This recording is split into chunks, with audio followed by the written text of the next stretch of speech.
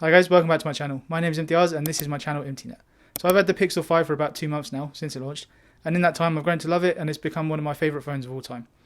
I used to be someone who had to have a phone that had the biggest screen, the fastest processor, the most RAM, that kind of stuff, but this phone has taught me that specs don't tell the whole picture, and if you stick around I'll show you why I think this is one of the best phones from 2020. So I'm going to start with an easy one, the camera. It's great. The Pixel series in general has been known for having amazing cameras ever since the first Pixel, and that's no different here. You get a wide lens and an ultra wide lens, no telephoto, but if you're going to go for 2 lenses I think that's the right combo. Both of them take great pictures with no fuss, they're very reliable and it pulls some great shots. It also has some nifty night mode features, and if you're willing to stick it on a tripod, you can take some pretty cool photos of the night sky as well. It's not all perfect, as Google removed the Pixel Visual Core seen in previous Pixel flagships, so the processing time isn't fantastic, but as the Pixel rarely misses a shot, this has not really been an issue for me.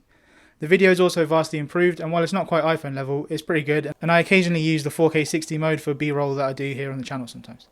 Google have done wonders with off-the-shelf hardware here, but I think it would be nice to see what they could do with some newer parts, as this sensor is now pretty old.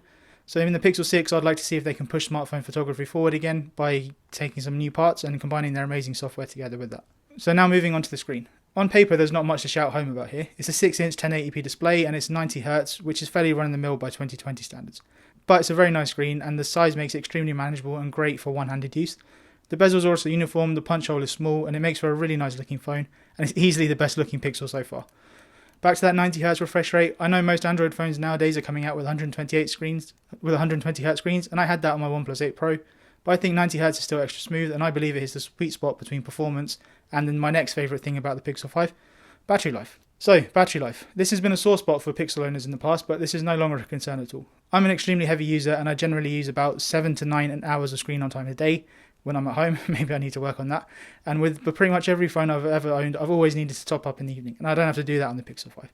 No matter what I do, I can't kill this phone, and even on these rare occasions I get to go out at the moment, with 5G and all, it just sips battery. The 4080 mAh battery combined with the efficient 1080p screen and the Snapdragon 765G make for a battery champ, and I can't speak highly enough of this.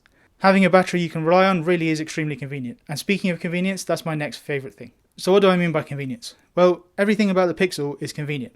You get 3 years of guaranteed software updates. That's convenient. Seamless updates where the phone updates in the background and all you have to do is restart the phone. Convenient. Flipping the phone over to activate Do Not Disturb.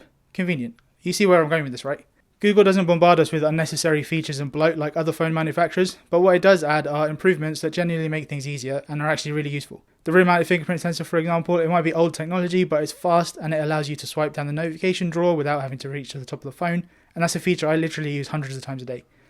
The flipping to activate Do Not Disturb sounds mundane, but when you're trying to concentrate, it's invaluable. Throw in Qi wireless charging and water resistance and you get a really well-rounded package at £599. So I touched upon price briefly there, and at £599 I do really think this is excellent value. Sure, there's other things that other phones might do better, but they generally cost at least £200 more, and in some cases even twice as much. I mean, why pay all that extra when the Pixel 5 can do everything perfectly well, and still in areas like the camera perform better than phones in a completely different price bracket? I think people get thrown off by the Pixel only having an SD765G instead of the usual 865, but in real world performance, unless you're a heavy gamer, you're unlikely to see a difference. And I think because of that, when people say that the Pixel 5 isn't a true flagship, they're mistaken. A flagship is defined as the best or most important product, idea, building, etc. that an organisation owns or produces, and by that definition the Pixel 5 really is a true flagship. In a world of £1,000 plus phones, it's refreshing to see Google aggressively target this premium mid-range, and Samsung have done similar with the S20 FE, and Apple arguably kicked this off with the iPhone XR and subsequent 11 and 12. I hope that this is a trend that continues into 2021, with manufacturers continuing to make affordable phones that hang with the big boys and that are enough for the vast majority of people. If you disagree with me, let me know in the comments, but if you do agree or if you enjoyed the video, please like and subscribe, and stay tuned for more. Thanks guys.